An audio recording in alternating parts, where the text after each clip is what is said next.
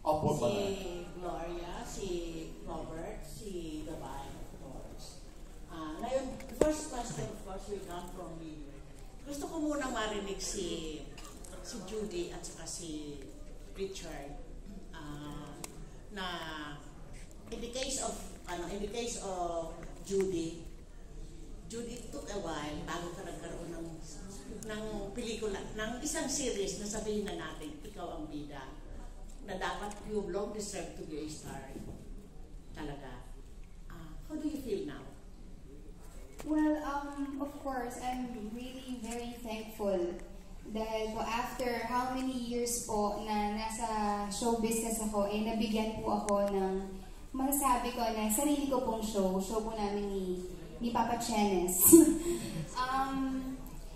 Very grateful po ako sa ABS-CBN at naibigay po ito sa akin and siguro nga yan, totoo yun, patience is a virtue and good things come to those who wait. So, ayun, I think dumating na din yung time ko. So, after ilang years na paghihintay, so, eto na siya ngayon. How about you, Richard? In less than a year, you are a star. Does it make you, na maging fan ka of noodles? Pardon? Fan of what? Fan of noodles? I'm really very thankful sa ABS-CBN because they took a chance with someone who's like me, who's relatively unknown, and to have paired me with so many such good actresses like Miss Jodie Santa Maria here. So there's a lot of pressure also because it being my first time to be in the lead role. So we're hoping that we can give you a very good show. Thank you. Thank you. Ito ngayon si Amber. Hello, good evening. Siguro gusto ko i-address yung question sa bumubuo ng production director or writer. Kasi karamihan sa amin dito curious siguro paano nabuo yung tandem o pagsasama ni Jodie at saka ni Richard. Kasi di ba parang especially si Richard na 1 year pa lang sa industry. Tapos si Jodie ganyan. Sino kaya pwedeng sumagot? Paano sino nag-conceptualize? Paano sila paano ginawa yung love team nila? At anong ine-expect natin dito?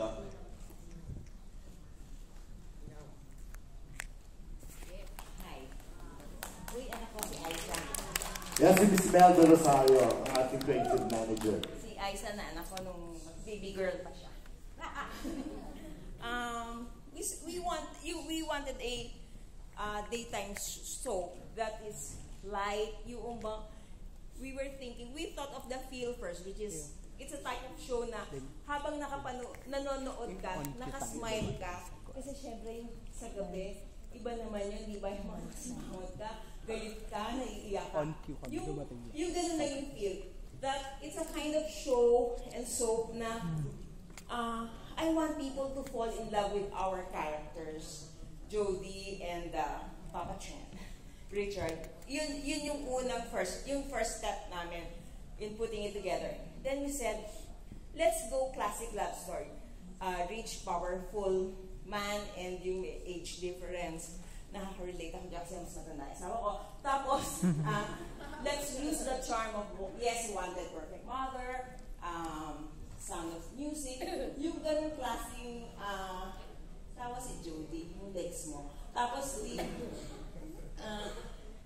thought, sino yung charming enough? It's a type of character na dapat matutuwa ka, you would root for the girl. So, isip.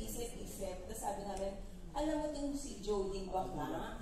Ang husay niya. Sabi namin, kasi we came from her, kami rin yung from our group, yung show ng Mundo Man ay Magunaw. And sa backstory lang siya. So, bitin kami kasi 1.5 weeks lumabas, tapos nawala siya. And sabi namin, bitin. And she has the capacity to do yung heavy drama and then yung light. But yung light, parang feeling namin, hindi pa na-maximize. Then, came the hardest part. Sino ngayon ikakas sa lalaki?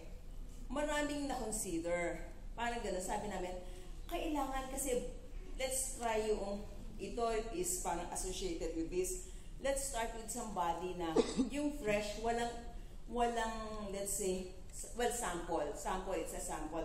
Kunyari, si Richard, may association siya, let's say, with Don, kasi dati sila nag-lovely, or Sharon, gano'n. Yung fresh. Then, somebody came up with, why not Papa Chen? Actually, yun. Papa Chen ako ba? Bigyan mo akong coffee at saka ikoy sa Christmas. That's where it started. And everybody said, sila ni Slinggit, sabi, why not? Let's try it. Then, we asked them to come together and we did yung parang, tignan lang kung may chemistry. Parang gano'n. That's how it started. Okay, maraming salamat sa iyo, Mama Mel. Anyway, this is directed by Mervin Bronchial at of course, Jeff Chiturian. At para madagdagan ang kaalaman natin, no, tungkol sa palabas na ito, we're ready right now, Manang Ethel. Inuwan, papanoorin muna natin para sabi na natin, madagdagan natin kaalaman.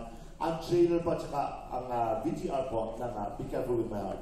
Roll VTR, please.